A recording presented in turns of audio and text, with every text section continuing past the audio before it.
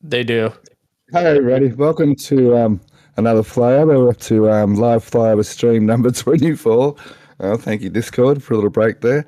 And we've been discussing the local port just recently. We've been discussing a few things actually in chat in Discord. We're just discussing the new proposed dock there in the Port of Brownsville. So yeah, we're off for another fly. Looks like a beautiful clear day today. Just taxiing out, getting ready to go for a fly.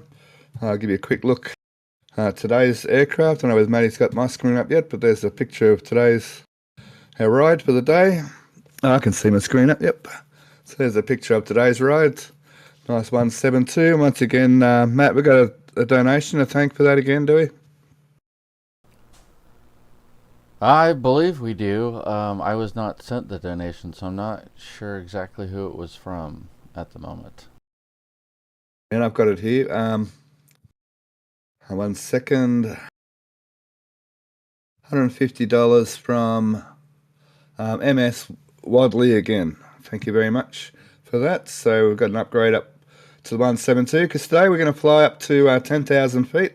So we've got the oxygen system charged up again. Remember there a little while ago we bought a new oxygen system for the pilot and the photographer. So we've got that in use today. So that'll be good that we bought that. Because over 10,000 feet, yeah, they start getting a little bit giddy after a little bit of time up at that altitude. So that was never a good thing. So got Alex and Ryan doing a lot of talking this morning. Thanks for being with us. Hey, Stephanie, I'm going to jump in too and just give you a reminder too. Rich R also donated $100 for the oxygen refill as well the other day. Oh, thanks, BJ. Good on you. Thanks, Rich R. Awesome. And I believe we got some gifted memberships already there. We do, actually. We have one gifted membership from Astro Joe. We got a gifted... You're welcome. Yeah, thank you. We got a gifted membership from Flippers79. We got another gifted membership from Rex. And then Darth Lawrence sent 5 gifted memberships. Thank you, everyone. No worries. Oh, got him in chat too. G'day, Lawrence. Morning, Beeps. Looks to be a beautiful day for this flyover. Get a booster on the pad. Wheels up. Whoop, whoop. Yeah, there shouldn't be lack of commentary for this flight. Oh, looks like I get the easy job today.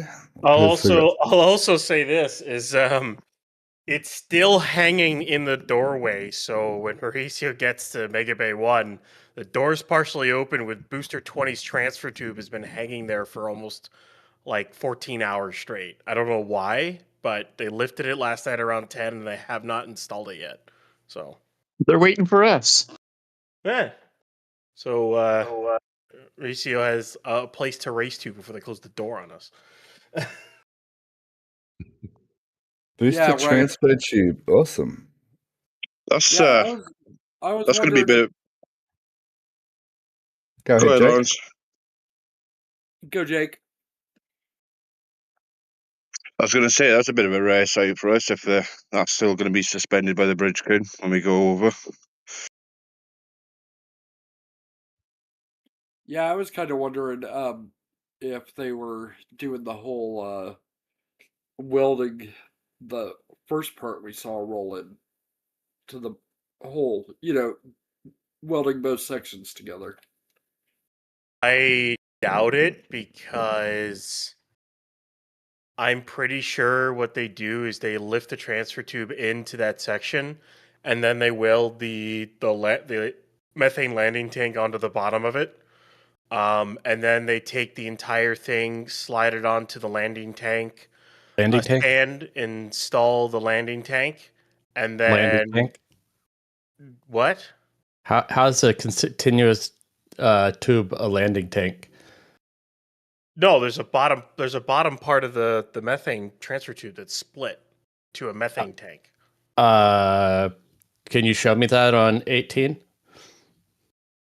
I was pretty sure there was. Well, There's that was the not. debate when it first appeared. I think most people still call that bottom section that has the smaller inner pipe. That's the equivalent of what's inside 18.1. It's probably not an actual tank per se, but it's a separate piece to the transfer tube, so it's kind of an improper name, but that's what it's kind of referred to. Either way, I mean, isn't that the same as calling, anything that a tube they add to? It's like, oh, this is the aft tank. Huh?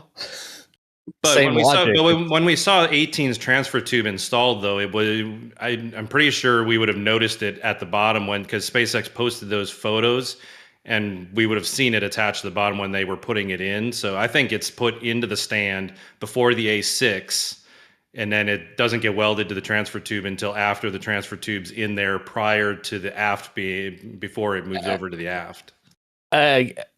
From 18 or 17, there's nothing in that tube all the way to the bottom till you hit the valves. So calling that a separate tank or anything else is just as disingenuous as saying they're just adding essentially a ring to it. I'm And also people are trying to save face by calling it a tank. It's not a tank; it's a ring. Alex, I'm also an idiot, so Yeah. and It's this said it, but no, but anyways. it's people in the community keep referring to the transfer tube as a tank, it's a landing tank, and it's like, okay, so they're not the entire thing, but that bottom segment that rolls in at the same time or just before the A6 barrel goes in. it's a barrel section. I know, but it's got a top though, Alex. It's got a 1.5 meter center tube on top of it. Show me on 18 that we didn't see it because it was. We wouldn't have seen it because it did. Because if you look at it, if we look at the piece that's sitting in Sanchez, then you can show it to me on the piece at Sanchez. It's sitting there. It's too high. It was already chopped off. It was in the bottom of the transfer tube. We never saw it. It was scrapped before BJ, when 18 split and you're looking straight down from the top of the common dome, there's nothing there. You can see the ladder all the way down to those valves. There's no false floor on that, as far as I remember. Yeah, we'll have to go back and look. There's no way we would have saw at the base of it from the top in that first flyover. At best we would have saw maybe halfway or 2/3 of the way down. It's okay. Let's just get along. No, I just I'll pull up the images myself and. All right. Yeah. Go for it, Stephanie. Break us up. So the spicy strong this morning. Spicy. There is obviously some debate about the bottom of the tube there, so we might resolve that, but maybe not right now, in line right now. Thank you. So we've just seen flying over the airport lot. Looks like we're looking over at the port now. Still looks like a beautiful clear day up there. Team Space, yeah, that's what we're doing with Team Space. Yeah, it's all good. Everything's good. Everything's fine. I'm fine. I'm just got over the flu. So there's some more cooling towers. I think similar to what we're going to see. Maybe are they similar to what we're going to see at the ASU? They do the similar sort of thing, I guess. Cool water down.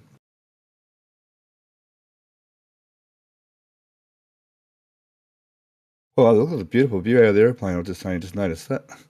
Looking outside the left-hand window there. There's a few pesky clouds around, but I think we'll be fine. We should be able to get Mauricio's determined to get a straight down shot once again of the OLM, so they're going to orbit around the launch site until we actually get a nice straight down shot of the booster on the OLM. You might have noticed the booster finally got lifted back onto the OLM. Oh, only a matter of, what, hours ago now? Yeah.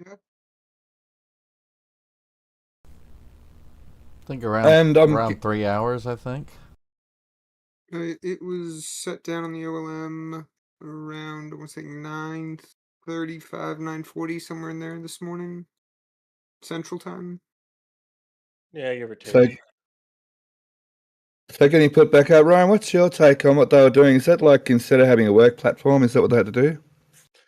Yeah, they basically SpaceX's plan going forward is with no work platform is they will take the booster ship off the pad, place that on a work stand next to the pad, which is where they have the vault for the high pressure electrical and all that stuff. We saw them have the, pressurization lines and stuff hooked up to the booster. They put a couple of Raptor covers on some of the Raptors, and then they did some work on the aft section.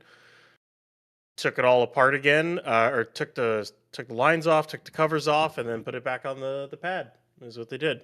That's their plan going forward, with no work platform. And any other major work, they just roll it back to the bay and put it on a work stand. So that's what do you call it? The pressure, the pipes they brought over to the staging pad. That's obviously the reason they did that, so they could sit a booster down there and plug it back into the pressure lines. Yeah. Yeah, they just put it on the stand and then they ran hoses to the booster QDs basically.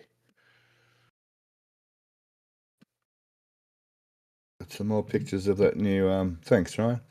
Got some pictures of the. I keep saying it wrong. JFK. I was going to say KSC again. Oh, gotta excuse me. Here we go. They must nearly finish that front section of the JFK. I mean, finished, got rid of, dismantled. So well and truly, we're going to go way above the clouds today. What height are we now? So we're up at 4,700 feet now. So the cloud base was probably around 4,000 feet. So 4,000 odd foot inversion layer today. It's a fairly warm day, but I look at down there in Texas. So sort of where we would expect the inversion layer being.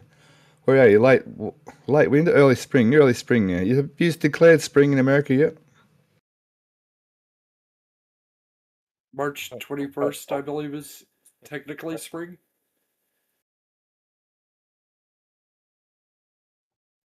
Next Saturday. Okay, cool. We declared 1st of March. We start our spring. Have a look at this boat. Oh yeah, they have pulled a fair bit off that top. All the tubes, all that's quite a lot of work's going on there. Well, there's the bottom of those tubes we saw last week. There's still one cat still exposed. Looks like the other cat's completely gone. Or the other three, really, to be honest. She won't be too long. She'll be bits and pieces.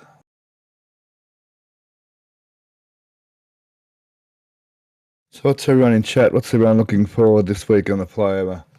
I think hopefully we'll get to have a look in Mega Bay 1, Ryan, you were saying earlier. Yeah, the Mega Bay 1 door is like halfway open with a transfer tube hanging in midair right now. It's been like that for like the last 14 hours.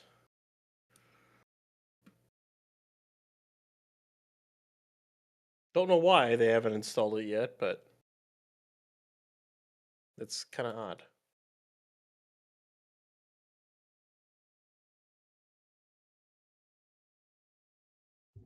And with our top-down shots, I think Alex will be looking forward to some nice top-downs of the tank farm with the A few new changes going on over there in the methane area. I don't think anybody'd be interested, actually, what I'm looking for in the tank farm. It's very esoteric. I don't think you're the only esoteric one amongst us there.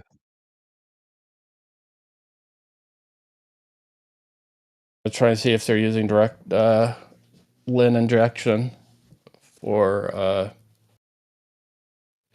essentially a nitrogen rejection unit, but is that part of maintaining the cryo fluids? We'll never get the shot to see how they're exactly doing their bog management. This is more for detanking. Okay, cool. Well, there's a few pesky clouds around, but I feel confident the whole build site's under full sunlight. Looks like the clouds may end on a line. That sometimes happens near a coast, doesn't it?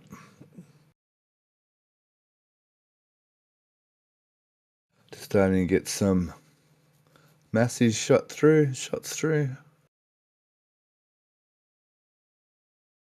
So I see a rollback I see a road closure from masses to the production site. Yeah, a stand with the bolt holes for the test tank interface rolled back to the production site. I'm almost certain that's going to be for the new 18.3 test tank. Same here. Cool. Cool, thank you. Yeah, I think it's the one that was in between the booster and ship cryo stands.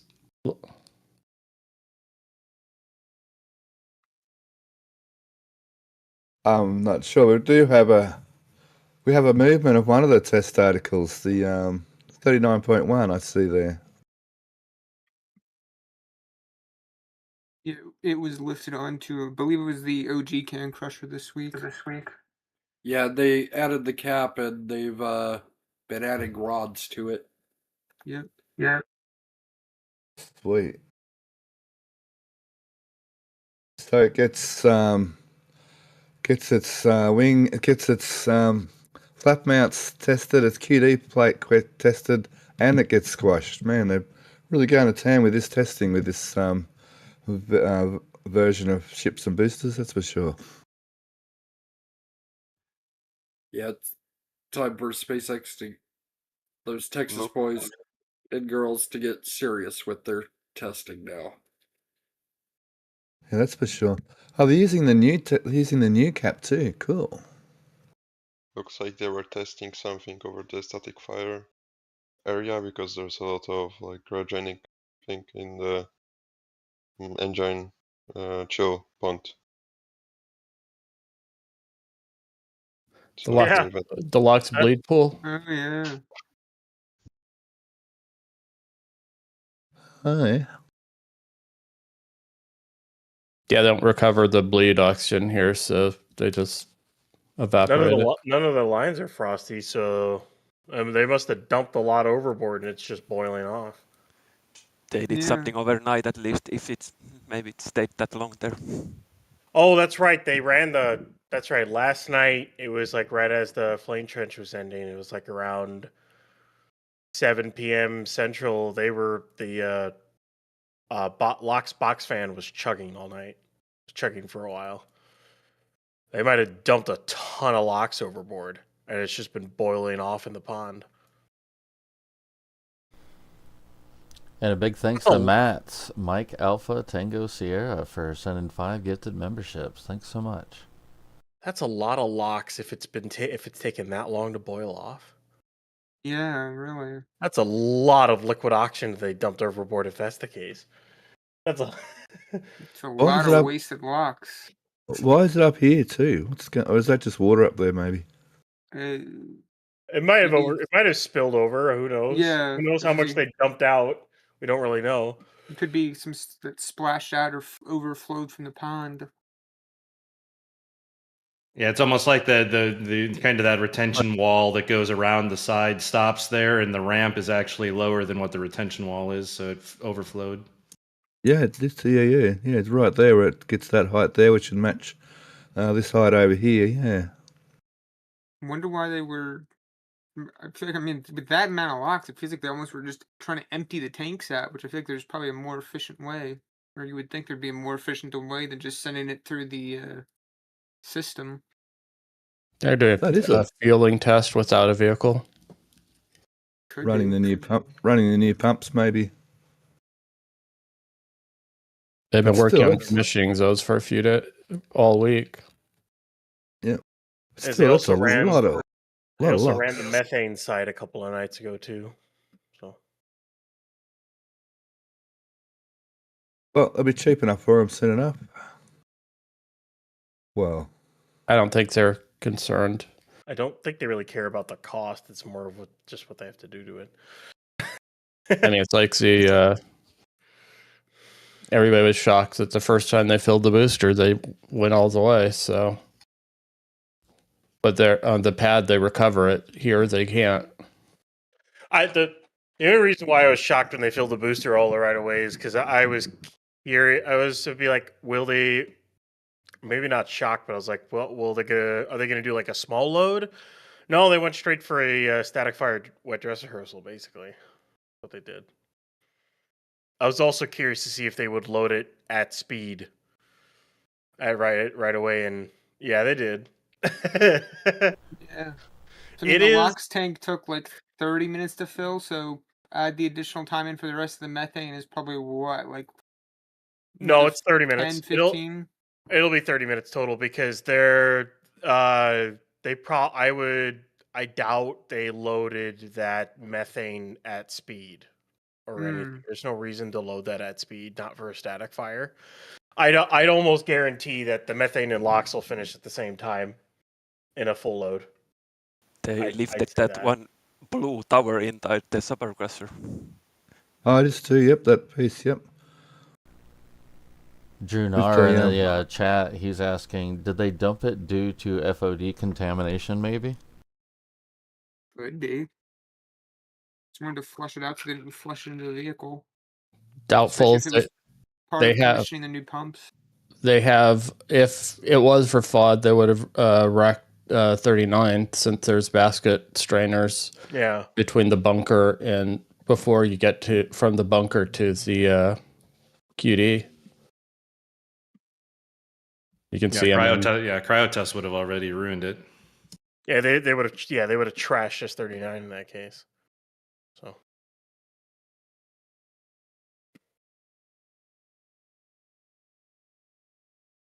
I guess we can expect lots of LOX deliveries to Massey's then soon. Probably. So there's still that ring not being used, but yeah, they've got that. Well, it was sitting just here last week. It's down in the Super Crusher. So yeah, 18.3 is getting some even more weird testing, new testing.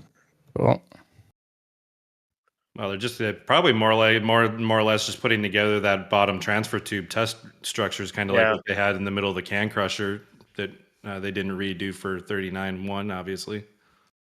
Yeah, I would guess that center thing is where the transfer tube sim or whatever small bit of transfer tube they have will sit on that and get tested or whatever. Yeah. The LOX landing tank. From where they put the presumed, it's right in line with the center flat or grid fin socket. This too, it lines up. Yep, that way it lines up with that. Yep. So. Hello. Yeah, I was right about that. That's what it was. Can y'all hear me loud and clear? Yep. Okay, I'm using the headset over here. I'm trying out these Bose headset, the 830s, and yeah, they actually work Bluetooth with Discord, and then I can still hear the radio calls. So that's pretty cool. Oh, that's cool.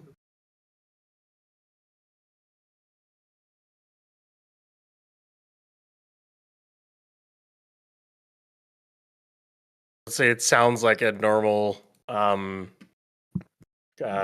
flight deck headset. Is what it's. Yeah, I was gonna say it sounds exactly when I watch my Cletus McFarland show videos when he's flying his helicopter and stuff. It sounds just like that as a pilot, and same way he gets in. I bet.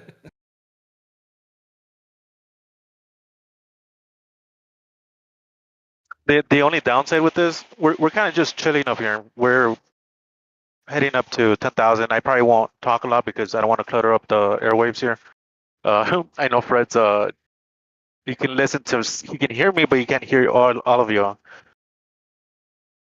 But Fred, you should say something. Can you say something? Can they hear you? Can y'all hear Fred? No. No, we can't hear you. But yeah, we're just kind of hanging out up here, waiting to get up to 10,000. I think we're gonna try and get up to 10,500. Yep, currently 8,700 feet, I see. And something funny is going on. The Starlink's still working, right? Yep. A little bit. It's a bit patchy, yeah. Okay. Yeah, because we're at ground speed at 100 knots. Maybe I shouldn't say that, but yeah, we're Starlink's probably listening. They're gonna cut us off, but yeah, it's still going pretty good. Some clouds rolled in, so we're just kind of hanging out at this point. But yeah, I'll give it back to you. I don't want to clutter it up. I just wanted to try out this headset. Yeah. No worries, Miche. Jump in whenever you want. It's awesome to hear you live from the sky. That's pretty amazing we can do that. So that's the modern technology is just mind-blowing, to be honest. So awesome.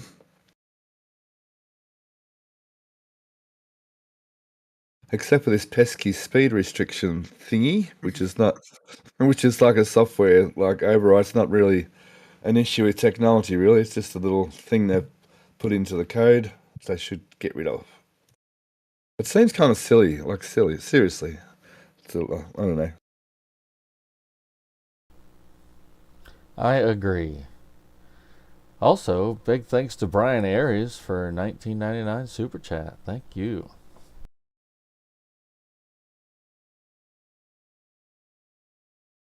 What's the? They're not coming up on the what do you call it? The goals.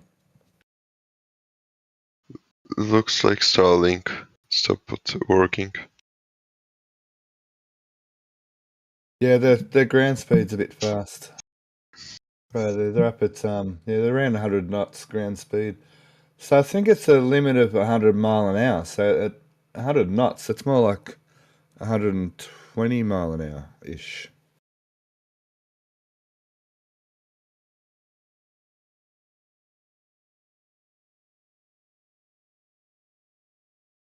Yeah, it's about double in kilometers. 100 knots is about 200 kilometers an hour, which is about 120 mile an hour.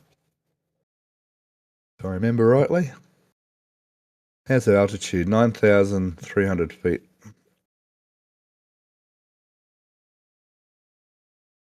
Someone's trying to do exclamation mark web in the chat. Doesn't quite work in our chat, sorry. That's an NSF thing. Yeah, a lot of NSF crew here is doing their standard commands. Good crew to have. We dropped right out.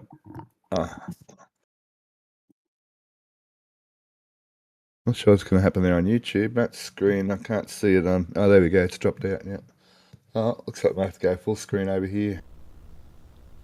Yeah, I've got you full screen. Ah, cool. Let's go look over here at Massey's a little bit while we're here then. So, can we see anything, Frosty? No, it must have been a minute ago the pipes are all defrosted. Looks like they're slowing down, so maybe we'll be able to. It looks like a flight radar says that they're going 74 knots. Yep, so they have slowed down, yep. What's that, 140k? That's about 80 mile an hour, yep. Ish. I missed my little row of images down the bottom here. The LOX line where it passes the end nitrogen tank is Frosty. as well as the subcoolers. Oh, over there. Oh, over there. Okay, hang on. Yeah, the reboilers are. Oh, I thought it might have been there too, but it's not. Okay, give me a sec. Thank you, JS Webb, for sending one gifted membership.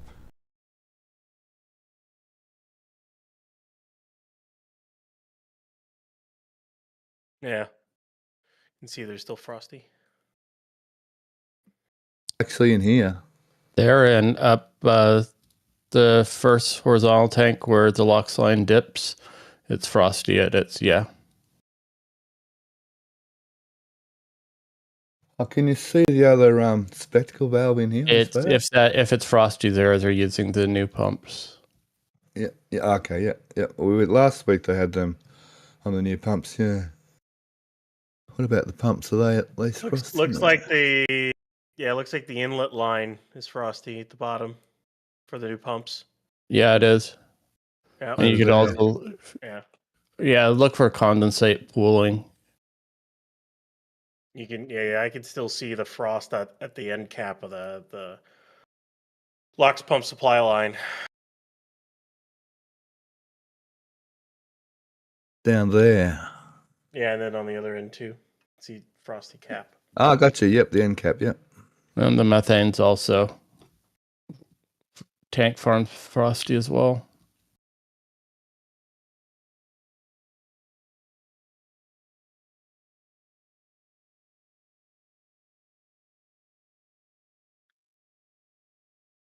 Between the two verts.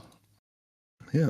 Yeah, so it looks like I wonder if they did a whole run through of both at the same time before a ship comes out.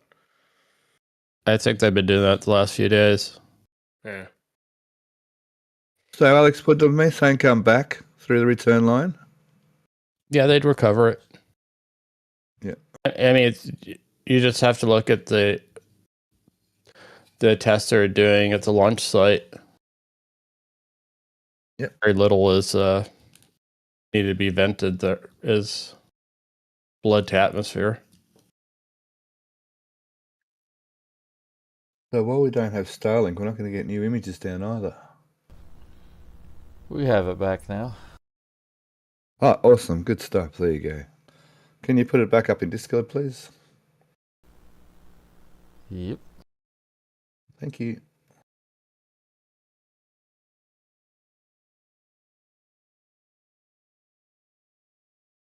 Perfect. Thank you very much. Haha, there we are. We're back. Cool. It was a nice, good turnout here in Discord. Thank you, Discord members. Appreciate the continuing support. And there's a pretty good turnout in chat too. 240 odd, obviously. I can see on my screen. Let me just refresh that.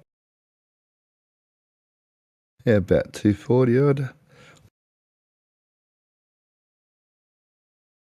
Oh, the few pesky clouds. We'll get some shots. So look at that. We're doing some nice high angle turns there. How's that altitude now? 10,500. Okay, we're up to altitude. Time to scoot on back to Starbase. The clouds seem to be thinner there on the coast, hopefully. Yeah, looks like we're going to get some really good clear launch site photos. And yeah, we should be fine getting a photo down through those clouds of the build site. We've already got our good photos of Massey's, so we should have enough for Massey's to get a good show out of that. See what's going on.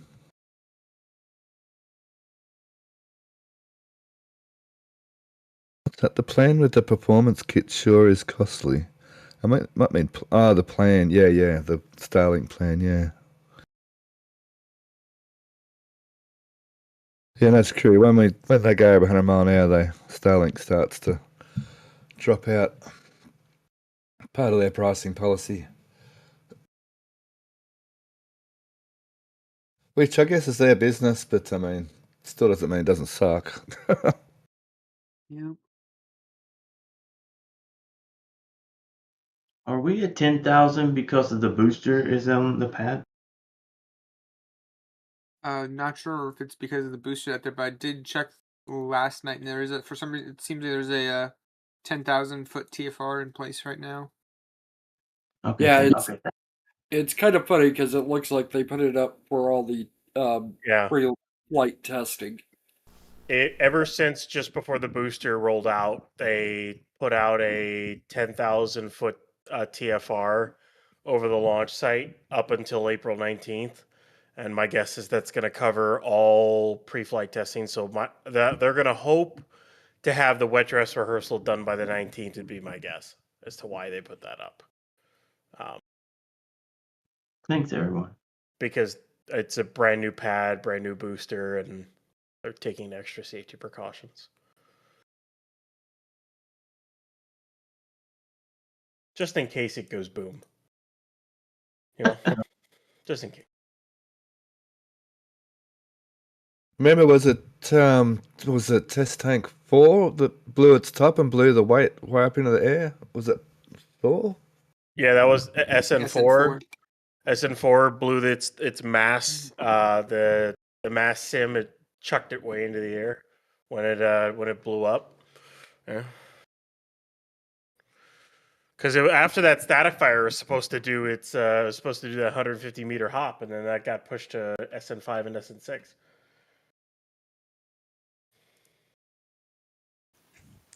Hey Stephanie, at the airport storage slot, they are putting the Getaway to Mars sign letters on trailer, it seems.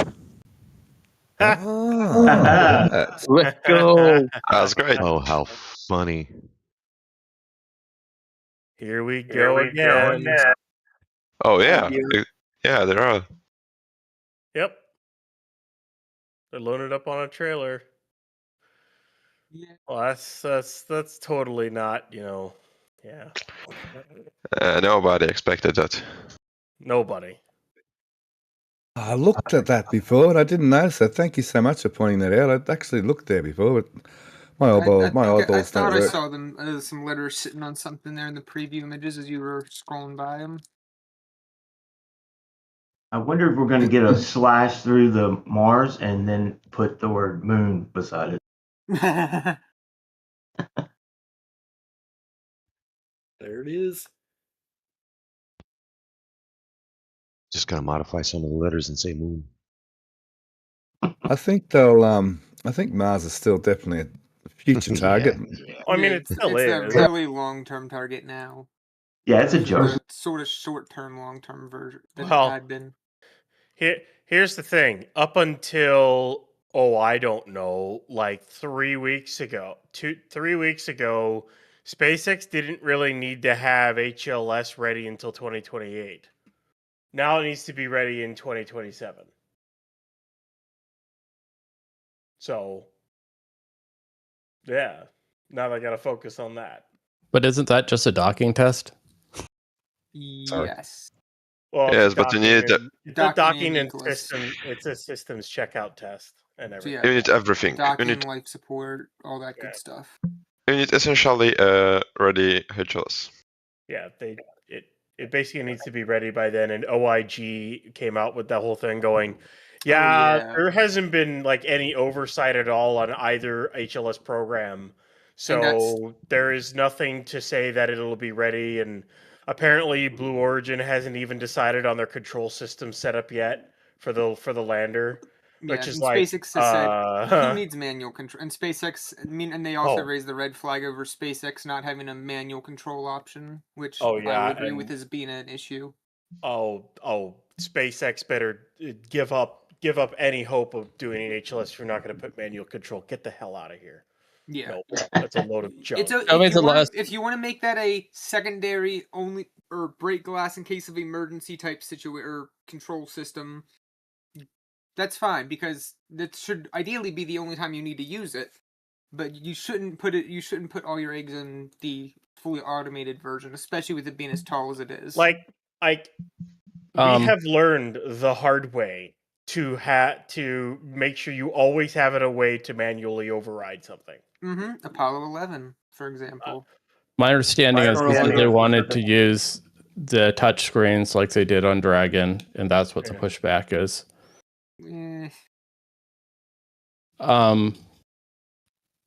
Apollo did not was fly by wire. So it wouldn't be any different. It's just the ergonomics is different. Yeah, the pilot still had a way for them to sit tower flight computer, get out of here, I'm flying it now. Versus it was 100% fly by wire. It always went through the flight system. Yeah, it has to be like there is no way.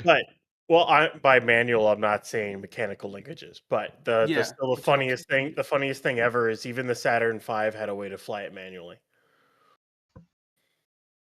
They if needed or if wanted, the pilot could have in theory taken manual control and flown the Saturn V. Yeah, they never did, but that the would have been lander. hilarious. At first, the lander was starting to come down in a field of boulders. Neil saw that and said, "How about no?" and took control and hit the throttle and got them out of there. Well, further across, out of the way. So, again, my understanding is there is still it can be controlled manually. It's just via a touchscreen and not via a joystick. I don't think landing on the moon is like the greatest idea to use touch screen to do that. yes. It depends what you're trained on, I suppose.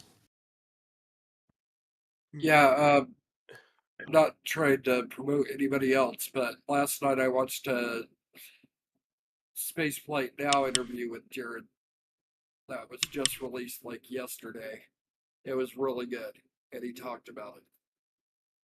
Just on that, event dudes are saying, in fact, Jared wasn't even ruling in fuel transfer, so we just need a mock-up HLS for 2027. No, okay. You need something to dock with and to test with. You don't need to dock with it to refuel it, but you still need a somewhat operational HLS, because the thing is you do that, you do Artemis 3, then you're supposed to you still have to do an uncrewed landing, and then 6 months after that you then have to do a crewed landing in 2028. So if you're gonna have one ready to do Artemis 3, it kind of needs to be one. Otherwise, what's the point? It can be a full vehicle, but they might not have done the full fuel transfers yet. No fuel transfers, but it needs to, have ECLS and everything else. Well, yeah, I thought what was said is that they don't have to have the fuel transfer test done before 3. No, because it's not required. That at least isn't. That's kind of the one plus about this, is that they can, if they have to, they can push the fuel transfer demo out a little bit farther and more focus on actually getting HLS done, and then do the fuel transfer setup. But Okay, real quick, I don't know if y'all can hear me, but Stephanie, can you refresh the Google Drive? I connected the internet back. Yep, I've got it. I've refreshed. There's like at least 100 more images of the launch site. Yep, thanks. And yep, I got your production site. Oh, look at the boost. Thank you. Awesome, good job. Booster on the pad. Looks like the methane QD is open and connected, but the LOX one isn't yet. Yeah. They might be more minutes away from opening the logs because they have removed all the tape from booster and they're around working. Clamps are out. Oh, the load's off the chopsticks, yeah? Look at all that cribbing they laid down so they could get the transport stand in place. Look at all that cribbing. You'll have to go to a different shot that shows it out. Like 7948 or something. They put a ton of cribbing down because they had to move the transport stand out. That's funny. Now, does all this mean that we have to have a SLS for 27 and 28? There needs to be 3 SLSs ready for 27 and 28. Jeez. Yeah. They want to try for 2. They want to try for 2 landings in 2028. So they need 2 full SLSs ready to go. It's not adding up. I think like the numbers. They can't get the booster back to the production site right now, can they? There's no room to get the train. They would have to like move the crane. Yeah. Yeah, they'd have to bring the crane back up. Okay, back to the thing about HLs. I just looked up was looking at the OIG report, and it does sound like it seemed like Alex was right that NASA's considering manual control as something other than the touchscreen controls. But I also agree that touchscreen, you wouldn't want to use touchscreen controls when you're trying to land on the moon. You would want something that you can have an actual joystick style input or something. I don't know. Really people game on their phones and iPad and tablets all the time. Yeah, but that's not landing a multi-story building on another planet. Okay. It's sort of like the argument when Airbus went to when they went to a side stick. And it's also important to note that I think from the renders we can say that the view from the seat is not great on the lunar surface, so you can't really judge the speed and the movement of the aircraft over the surface, and you need to rely mostly on sensors. And it's also not a good thing because when your sensors fail, you just need to abort because if the sensors fail, the flight computer is not going to be able to handle your inputs, which is the same issues that Apollo had as well. I'm saying like a minor failure, like the sensors is just slightly giving you wrong. Again, if your sensors fail, your fly-by-wire is going to fail with them, depending which sensors go out. I mean, then Apollo had a full fly-by-wire system, so it's your sensor suite fails. There's multiple redundancies. If all of those fail, you're not landing. Yeah. At least on Blue's lander, the crew cabin part is closer to the ground, so you'd have a slightly better view if you're looking at the ground, looking at the windows, than you do the Starship. But that's why you also spend a lot of time in simulators learning how to fly from those positions. Yeah. You look at your visibility out any aircraft is comparably. But simulators are only good. You can only use simulator experience so much. Once you get to the real thing, there's only so much it's going to translate. It'll get you most of the way there, but there's always going to be slight differences. And unless they're manually flying the vehicle and landing it, you're never going to get that experience of manually flying. So that you're. Are they building a fourth? Wait. They'll obviously have a lot of redundancy too. So, like to have sensors fail like that on a mission like that, that's a critical failure. Like that's really bad. That's a bad day. And you have redundancies. Take a look. Well, XQD is now extended and connected, by the way. Woo woo. Take a look at the X-59 Sonic Boom aircraft. You mean the one that you fly by? You're sitting with the video screen. You can't even see out the vehicle. That one. Yep. Yeah, it's.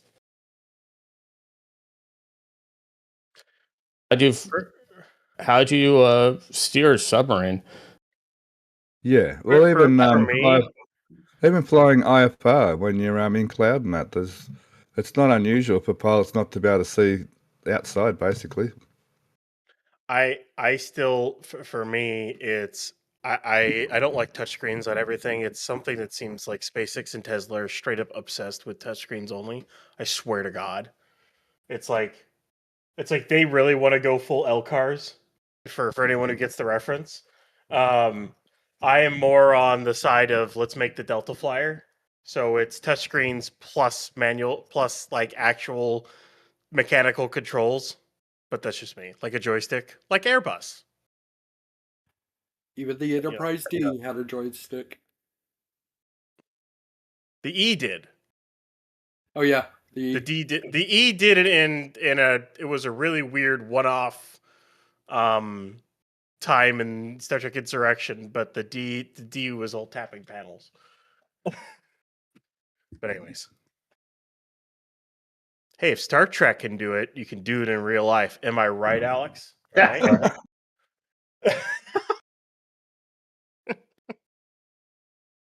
You're hilarious. Hey, they're making they have parts in for a 4th ship stand. The 4th one. Oh wow. Yeah, they Well, finished the 2nd one. The 3rd one is now getting its clamps, and they have parts for a 4th. So nice. For ship or for booster? Ship. Yeah, it looks like ship. Yeah, I wonder if when they finish converting this booster one, I think they're going to start building more booster stands, because I think this is where they're going to build a bunch of booster and ship stands, and then they're going to send a few to the Cape. That'd be my guess. So the Cape has a supply, and they're making them here because the crews know how to make them. So rather than trying to shift everything over to the Cape, you might as well make them here and just barge them over when you're done. Yeah. Yeah, there is a trailer with parts of the ship stand. Yeah, and as well as there's a couple of there's 4 parts sitting off to the side too. So Cladding panels are starting to be pre-assembled too for the Gigabay. Yep. Over there, yep. No crane though. I thought maybe the crane was starting to arrive, but those pieces must have been the additional ones for the 1500 at the ASU, considering it got 2 or 3 extra segments built into it. Hey, so we're just waiting on the crane to arrive, and we'll start seeing cladding go up. Yeah, they started those empty panels on the first floor already, just manually. I wonder if the second level might even just use their telehandler version, and the crane won't show up until they get to like the 3rd row or something. Can they use the tower cranes for that? They won't. There's a permit that pulled to not use them. That would stop them from being able to keep building above. Different crew, yeah. Different crew, and just it just would logistically it wouldn't make sense, because from what we're seeing over in Florida, each panel takes about an hour to get fully connected. I wonder how they are going to feed the crane there. It's pretty narrow everywhere. Yeah, well, that's what the 2 trailers are for. The panels will be lifted and put on the trailers here, and then the trailer will be pulled over there, and then they'll lift them vertically off of the trailers. So it actually doesn't take a lot of space. I'm curious for a photo that shows, but they've been laying a lot of rock between the factory and the Gigabay. I think they've been building a huge perimeter for the crane to essentially do circles for months. I think that is the emptiest we've seen the retention pond in a while. Like, even the little bits at the end are basically gone. It's almost like dried up. It's also the cleanest we've seen the whole pad for forever. Yeah. Yeah. I guess so. Like, literally forever. Let's see. Look at the side of the tower there. You can still see on the part on some of that cladding where the water sprayed. Or no, that's just shadow. Never mind. About to say no. The water. There hasn't been Those any aren't water the parts on sprayed the in a while. further up from the base, but no, that's just the shadow of the booster. Never mind. We'll hopefully see a static fire here. I was talking about on the tower itself, Stephanie, just to the right of where your cursor is. So. But just the shadow. Oh, on the tower. No, here. Here. Yeah, that darker section does look maybe like that's just a section that did get washed off a little bit during that first test, and it hasn't gotten dirty since then. But that test was a while ago, so I'm not sure that there, they're if you look in Patreon Lounge, that part of the light gray pan. Yeah, there you go. You got it. But I think that's just the shadow of the booster. Now that I look at it more. The shadow's off the shadow's still left. You can see it clearly up and down. So I guess they did spray it down. A little bit of a wash for it. Cool.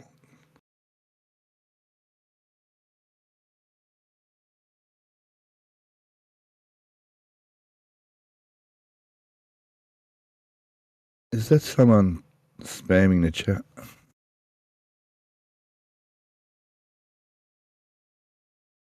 All right, nice photo. Yeah, there's some awesome photos coming through. looking out the airplane window there, you can see the clouds sort of stopped for us nicely there for the launch site. So beautiful clear pictures of the launch site today. Now, where's this perfect down photo? Look how sad the SpaceX 11K looks. With the A-frame gone, all the winches out. it looks a little bit sad.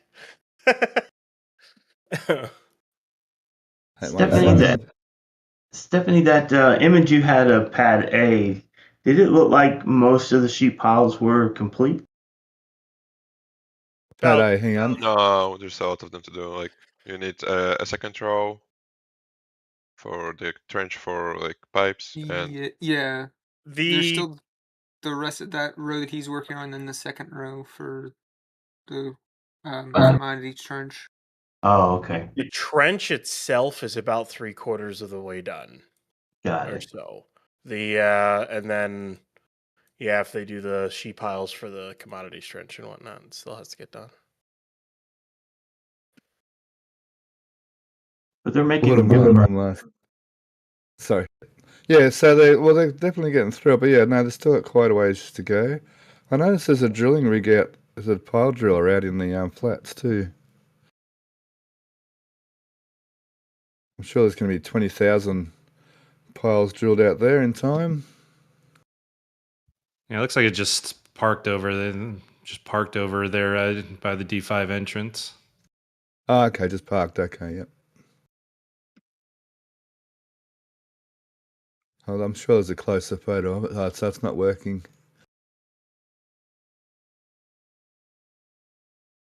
Yeah, they're going for another layer on top here. They're doing a lot of work on that particular spot. I guess is they want to get as far as that's the spot where they want the most work done the quickest, because that's where they're going to have to do a lot of electrical and other running work with the pad itself once they start building out the server structure and everything. Yeah. And also they want that done the soonest so they can also use it as a staging pad for all of the parts for the pad. So, like all the trench wall sections, the server structure sections, all the hydraulics, pneumatics, the valves, everything. They'll probably just bring it all and store it behind everything. That'd be my guess. As to why. I wonder if they put concrete down too to use as a storage area. Probably. Be surprised if, because that's a layer of geo and then fill on top, and then what they rebar and concrete on top of that. Maybe, yeah, just even temporarily. Like, I mean, concrete's around SpaceX.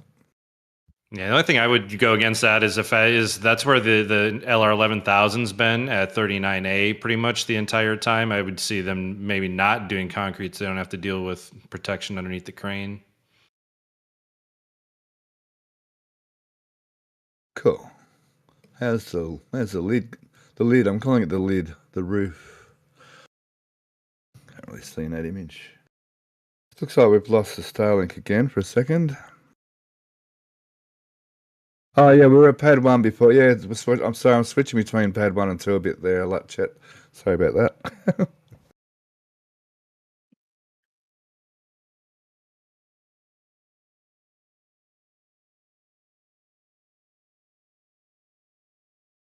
Launch control is in Star Factory Office. Here it is these days. How is chat going? It's 300 odd in chat. Awesome. That's a good little turnout. Let's see if there's anything much in here. I noticed they've added the actuators to, at least to the outside anyway, of that structural integrity stand / the insides were done first. Actually, the inner ones were actually put in first. Yeah. Did they do the outer ones already? Yeah. Yeah. Okay, so that's the thing is that stand's almost done. Yeah, looks like that. Some of the work or access platforms are on the outer edge too. They're on the, at least you can see it on the right side of that stand. So have we seen any engines go into Mega Bay 2 for Ship 39, and maybe Ship 39 might still roll back out on this stand? There's a chance we won't see any engines, but Oh, true. Yeah. Yeah, really, our only chance will be is if we get a lucky chance of seeing an RVAC go through, but the views have been pretty rough getting in there.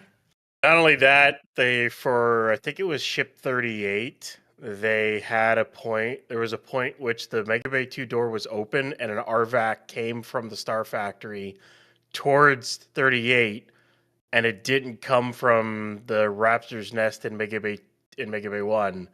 So I'm wondering if they're able to actually roll RVACs through the side of Mega Bay 2. I don't know, but there was that one time.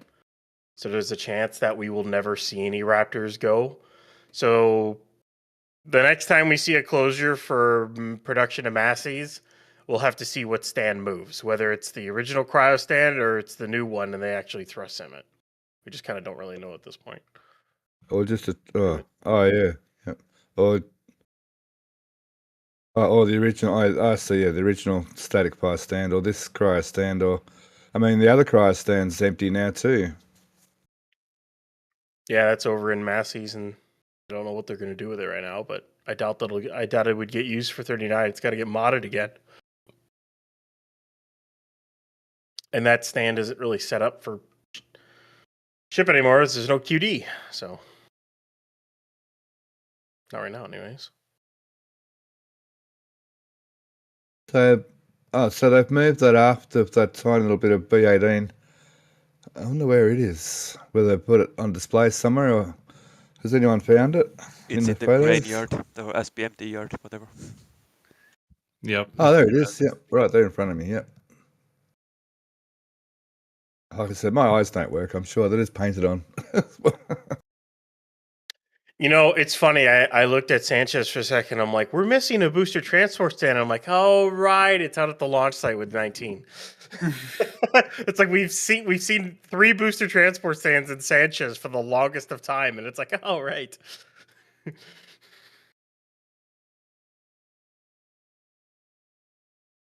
Thanks, Matt. Yeah, I thought that was spamming. They've made a lot of progress on that shelving next to the inventory tent there. Oh, cool. I haven't looked at that for a long time. I haven't even mentioned that or anything for a while. They haven't filled it out yet, but they've definitely built it up. Where's that at? I'm curious for the higher res images of that of kind of the breakover build area, because there's a new half ringish element sitting over there too, by where the adapters are for the booster transport stands. Yeah, I noticed that a little bit too. But we don't have a close enough view in the preview ones to really kind of decide what it is. It kind of feels cradly. Cradly. There's a new word. Kind of like a cradle. No, keep on with the new words are good. Very Shakespearean of you. Have you seen any shots of... Go ahead. Yeah, 8076 was a slightly tighter view of it too. It's definitely looks like a second cradle. Maybe the actual transport cradle, not like if the other one's like a breakover cradle, this one's like the transport cradle. That's where I just was, I think. So, there's the same thing I think he's talking about, right there. Yeah. I've still got Gigabyte parts in here.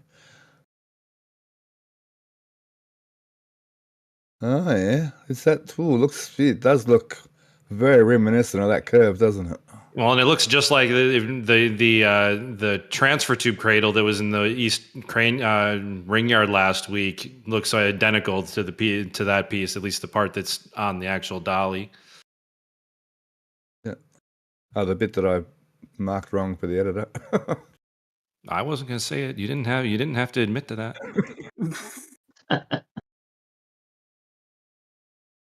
That was your fault anyway for not kissed. No, we picked it up. It got changed, didn't it? Yeah, we caught it before we released. Yeah. Yeah. And interesting, those four crane arm steels that are here. There's 2 of those at the storage lot. So it's interesting that they're not putting them all in the same location. What these? Yeah, there's 2 more of those that are at the mid road, the storage lot, the steel lot, not in Brownsville. Oh, yep. The Highway 4 steel lots, and there's a Highway 4 storage lot, and there's a brown lot, yeah. Well, no, brown lot's that other one. The steel lot is Giga Lot in Brownsville. Brown lot is one of the other parking lots, employee parkings with the overflow storage. Oh, sorry. Just to make it more confusing, there's more different variants of parking lots, staging lots. Have we seen shots of the new Rocket Garden area? Let me have a look. Yeah, Still there's work some going views, on. but It's going to be a bit. Oh, shots Gigabay coming up. Oh, there's foundation. There you go, Ryan. Sorry, there you go, Ryan. Ah. Yeah, at the 10,000 feet, that's going to be a little bit tougher because the door is only half open. Yeah, it's too bad that it's the higher altitude right Yeah, now. at 5,000, we might have gotten a better look in there, unless he gets one while he's farther east and can zoom in far enough. Oh, so I had it in my mind. The tube was hanging out of the Mega Bay. No, it's been vertical. They just, yeah. And a massive thank you to Bama and Italy's for sending 20 gifted memberships. Absolutely incredible. Thank you so very much. Oh, wow. 7965, Stephanie has the Rocket Garden lot, and there's definitely some work going. If you want a top-down shot of the pad, it'd be 8547. And remember, if you're one of those lucky 20 people, get your YouTube link to your Discord and be there tonight for the show and tell. Sorry, BJ, what was the number? 7965. Or 85.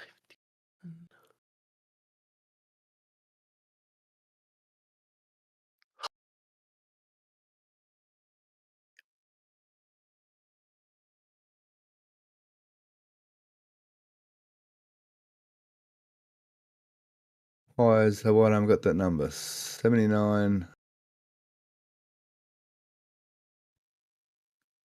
Yeah, let me just refresh. Need a refresh or something? Yeah, I don't know.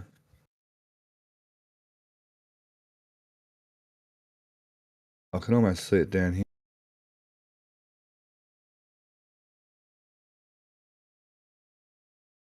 Oh, it's almost on those images. Oh, it's a bit on that one. No, not quite. There it is. Voila. Oh. We've got symmetrical concrete footing thingies. Nice. Yeah, and those darker circles that are near it look like there's some foundation work in those two, or at least the two in the middle, not the third one on the left. That's weird. Oh, that's probably building dirt up, yeah. Are we expecting a structure?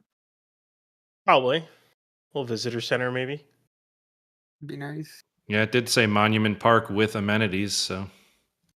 A little visitor center with stacked machines, bathrooms, all kind of stuff. It'd be nice if they were open to the public. The only public bathrooms, if it's open to the public, that is. Yeah, that's the big thing. If. Yeah. And Stephanie, don't feel bad. 7965 disappeared on me, so 7964 is the only one that's visible again. I refreshed in the one I had up before is no longer there. It's weird. Well, there you go. There you go. All the usual people there in chat. I haven't seen Vix yet, but Vix once again got missed by a membership. Man, the amount of times that she's been in chat and missed out on a membership. Vix got one? Oh no. Yeah, okay.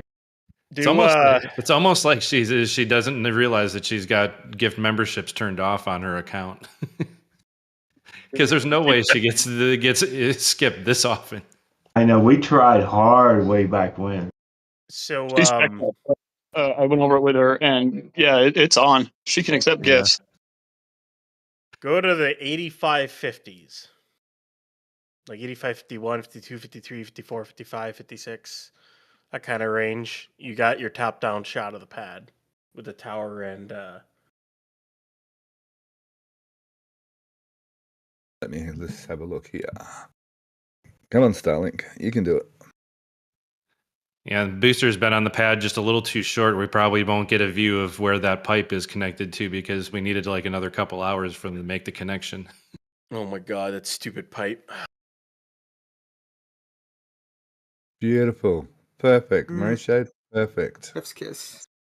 All we know is that it is only activated at like once detanking's nearly done. I wonder if it's a testing only drain or something. Yeah, something like that. I mean, if it's connected to those 5 ports that are around the aft, I mean, and it was. I remember it's that first test. It didn't start until like 4 hours after testing. It was really late. It has to be some kind of drain or vent or purge or something. That's the only thing I can think of at this point. Yeah. It's still Yeah, look at those. still hanging around. For our first top-down shots too, I cannot wait to see the high-res shot. I really wish it was on the pad logger so the sticks were out of the way, but it's still going to be awesome to see the high-res shots of the grid fins. Yep. Yep.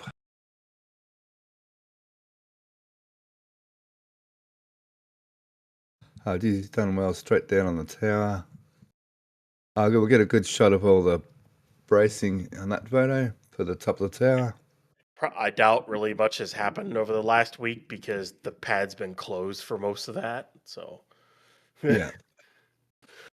And as we saw, when they definitely intended on testing, none of the only the pad 2 crew showed up to work. It was if they weren't intended on testing, then like the land expansion crew would show up, but otherwise no one else would show up. So I wouldn't be that surprised if they really didn't make any progress on it. Yeah, definitely make sure you get to the show and tell later in the day, or all you new members. They they have a different work platform design for the new cryo stand. I wonder if that extra square is going to be for the hydraulics. Is that in Sanchez? Can you see it already? Yeah. Yeah, it makes sense. Just like the other, like the booster one, where you got that extra chunk there for all the systems. 8612. Yeah, you can see how it's got a little part off to the side. That's probably where they'll stick the hydraulic power pack.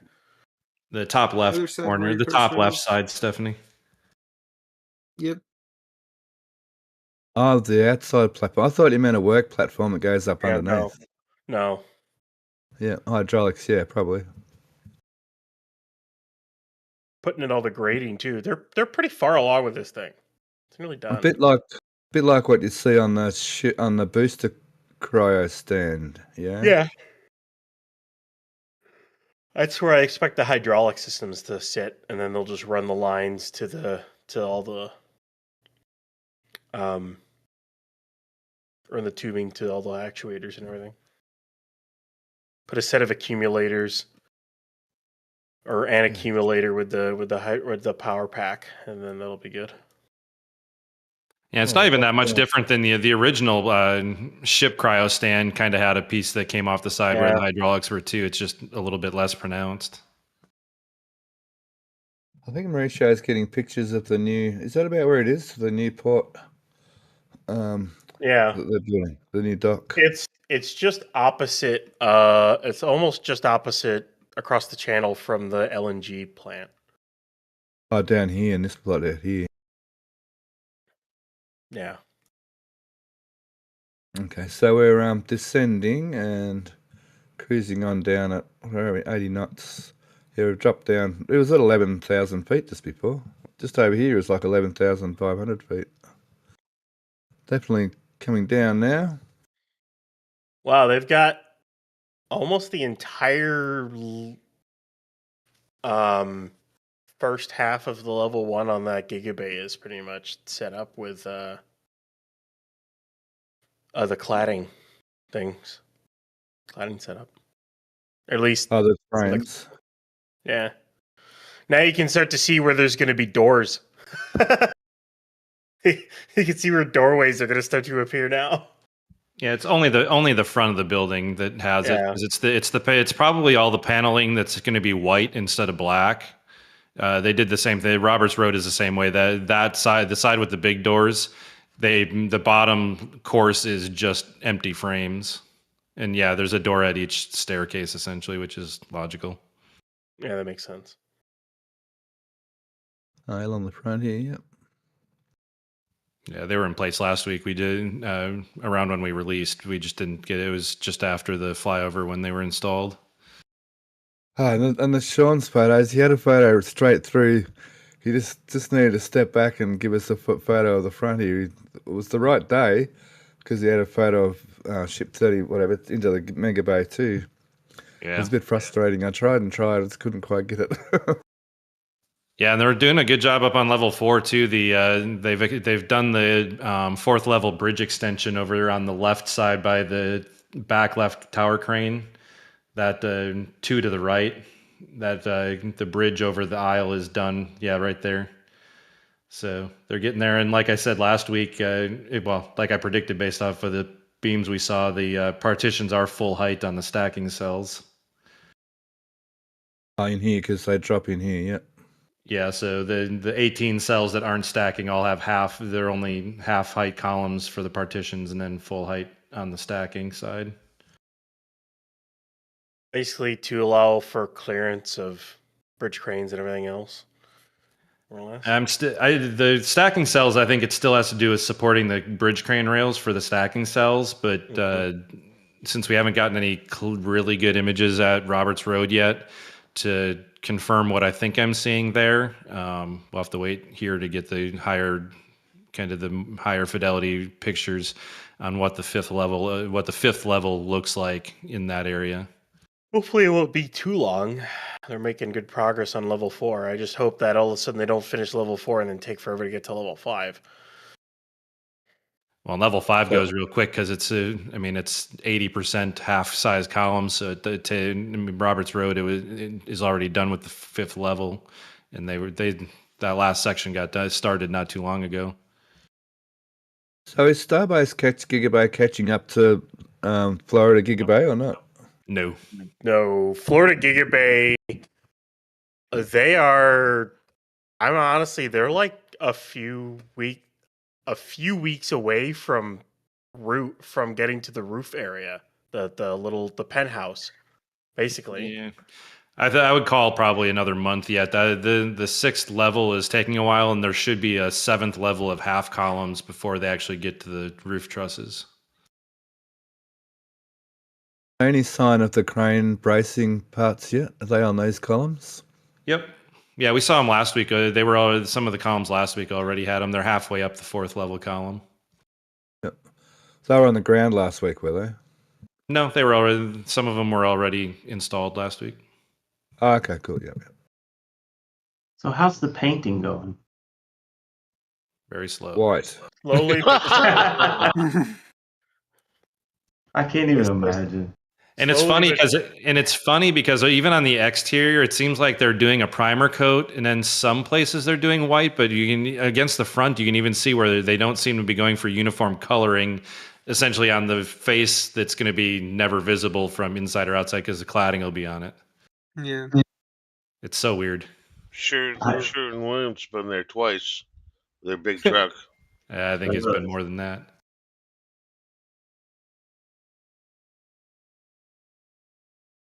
So we'll see the cranes rise once we get the rest of the steel in here.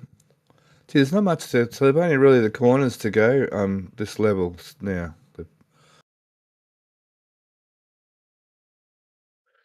Well, I guess that solves what they were doing there. Another tank or two, at least another tank next to the methane tanks. You could see where the pilings were put in.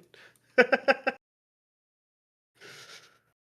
kind of lines it up. It only looks like one tank's worth though to me. Yeah, which would make sense because I think those two that are at Massey's are something other than this. I know we saw the locks labels on them, so I think there's that theory that they might be ASU related and not launch site related. But well, I would say that they could definitely be launch site related still because they do need to add more locks in to launch. If they want 2.5 launches worth, they got to add a lot more locks in than what they currently have.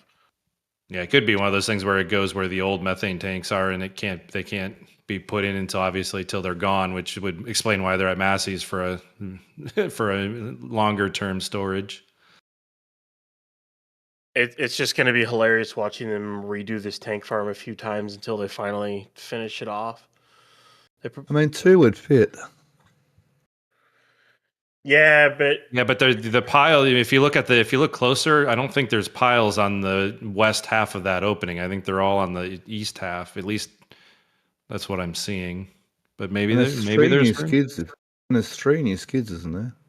Yeah. Not that means anything.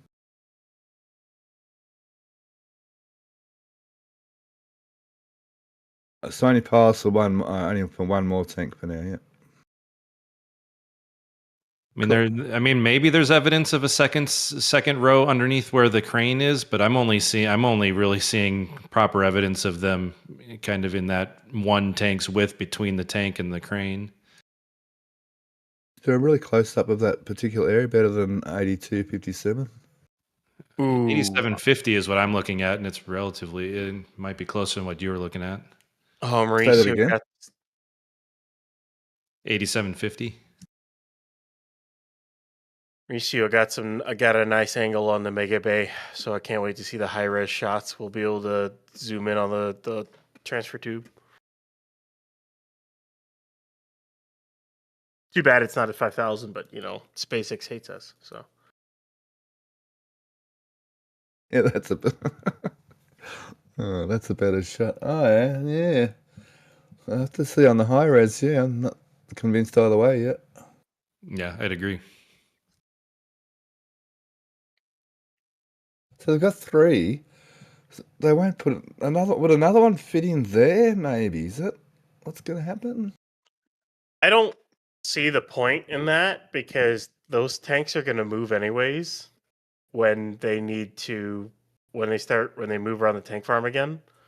I think they're going to put in another tank and they'll have 5 methane tanks in a line plus the 2 big ones, and then that should be more than enough methane for like 2.5 launches. That's a lot of methane. Then I could rip these silly things out.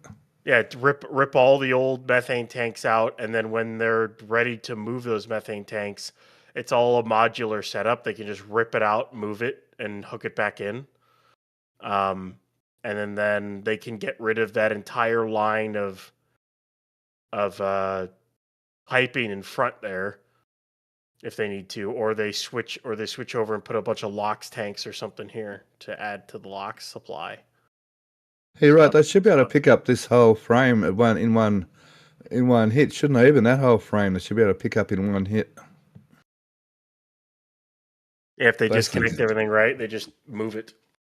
Yeah, they just connect it all back up again.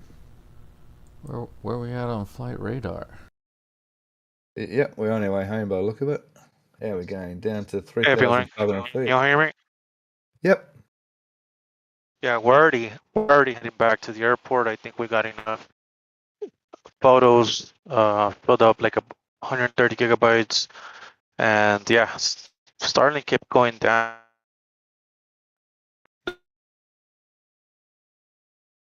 It's still playing up a little bit. Hey, Mauricio got an angle on you can see the main LOX fill valve for Massey's is still frozen, is still frosty too. Yeah, the bottom half of the hippos were all still pretty frosty too. Yeah, so they were flowing LOX through that thing for a while then. They must have been doing it like all night. Geez, you're making me jump from one end of the place to the other.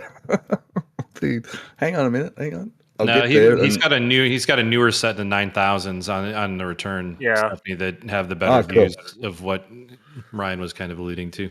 Yeah. That range also has some better straight downs of the ship cryo stand too. Yeah, and the new structural test stand too. So everything basically. Interestingly, 39.1 didn't take its structural base ring with it. The tooth, that gusset plate ring is still attached to the stand. Interesting. Well, didn't they have a plate attached to the? I didn't think it would, because it was they literally built the interface for that. Wait a minute. Yeah, I assumed like I guess what would be the best one? wasn't well, 18.3. It didn't look like it, because the gusset and all those gussets and the plates are still attached to the stand. So That was apparently never welded. 30 it was never, the stand was never, the barrel was never welded to the gussets. The gussets were just kind of like holding it in place. That is wonky. 9182 is what I'm looking at. It looked like that. It looked like they welded that entire thing to that test tank, and then they were going to take the whole thing off and place it. Yeah, Nope. that's what I thought too. It wasn't welded at all. Oh, what? Yeah. Well, that tricked us. Yeah, it did. Yeah, so just like the barrel transport stands and stuff like that for the factory and whatnot, it was just there as a guide, pretty much. Okay, yeah, wow. Well, that's different. It's different. Oh, it's got a good shot of this too, you were saying. Everyone just ate a bunch of crow. Yeah. Trust BJ to point it out too. He's always pointing at Crow. He loves that. He loves it. Well, I mean, everybody was wrong on this one, I think. I mean, yeah, I could have I would have expected it to have stayed with it. I'm curious to find an angle of the can crusher to see what the bottom of 39.1 looks like right now. We should get a good shot of that somewhere in amongst all these when we get the high reses out. So not much change on that particular stand. Huh. Wondering if there was actually a fresh ring on top of that, on top of the old cryo stand, that they're welding it to a new ring. I'm gonna go back to last week's images. Wait a minute. We should be able to see on the high reses what's going on down there. Yeah, I found a couple angles that are a little just enough off that they're looking straight down through the top hat. PJ, I think it was welded and they grinded the thing off. That would be even more peculiar. Because unless I'm seeing something, let me go back to like the original pictures here of Massey's that has like the angled shot. Because it looks so there's either two possibilities. One, they either grinded it off, or two, with all that steel in close proximity, it just rusted to heck. Those are the two possibilities I can think of from what I'm seeing. So the stainless steel got stained by the rusty steel? I think so. I don't know if you've seen the same thing I'm seeing. What was the picture I was looking at? I can't quite see. Kind of like 9100. If you see the markings on the aft of that thing, BJ? I mean, like, we need the higher res.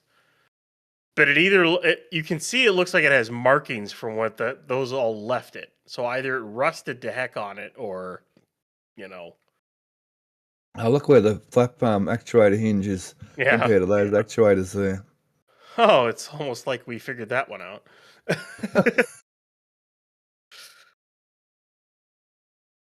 Starting to slowly hook up all the rods too.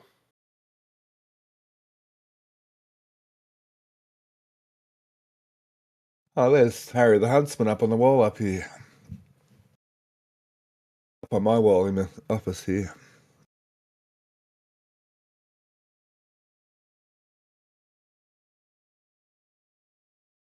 Sorry, there's any arachnophobes in the audience. Airplane has touched down. Let me see. Yep, it has too. Alrighty, well, keep your ears open for the show and tell time. So it'll be in another few hours or so. How's it go? Put your tray table thingies up. Fasten your seatbelts.